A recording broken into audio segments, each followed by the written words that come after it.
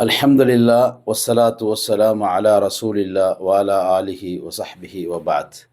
அன்புக்குரியவர்களே, அல்லாஹ் ரப்புல் ஆலமீன் நம்மளை படைத்து பராமரித்திருக்கின்றான். அந்த வகையில் அவன் ஒவ்வொரு மனிதனுக்கும் ஒரு உள்ளத்தை கொடுத்திருக்கின்றான். அந்த உள்ளம் பரிசுத்தமாக இருக்க வேண்டும். அதைத்தான் அல்லாஹ் விரும்புகின்றான். மனிதன் பொதுவாக பரிசுத்தத்தையும் சுத்தத்தை விரும்பக்கூடியவன். தன்னுடைய உடல் சுத்தமாக இருக்க வேண்டும், தன்னுடைய ஆடை சுத்தமாக இருக்க வேண்டும். நான் உபயோகிக்கின்ற எல்லா வகையான பாத்திரங்களாக இருக்கட்டும், வாகனங்களாக இருக்கட்டும், எதுவாக இருந்தால் அது சுத்தமாக இருக்க வேண்டும் என்று விரும்புகின்றான். ஆனால் இதை எல்லாத்தையும் விட ஒரு மனிதனுடைய உள்ளம் சுத்தமாக இருக்க வேண்டும். ஒரு மனிதனுடைய உள்ளம் சுத்தமாக இருப்பதற்குரிய அடிப்படை காரணம் என்னென்றால், அவனுடைய உள்ளத்தில் அல்லாஹ்வின் நம்பிக்கை மாத்திரம் இருக்க வேண்டும்.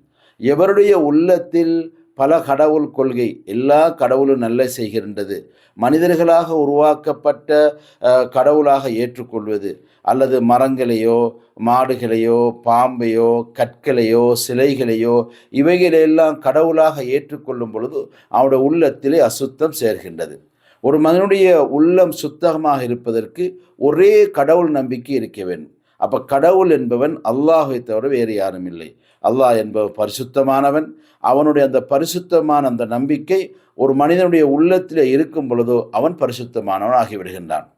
எனவேதான் எப்படி நாங்கள் எங்களுடைய ஆடைகளும் எங்களுடைய எல்லா விஷயங்களும் சுத்தமாக இருக்க வேண்டுமோ அதைவிட பல நூறு மடங்கு எங்களுடைய உள்ளத்தை சுத்தமாக வைக்க வேண்டும். உள்ளத்தை சுத்தமாக வைப்பதற்கு ஒரே அடையாளம் அல்லாஹை மாத்திரம் நம்ப வேண்டும்.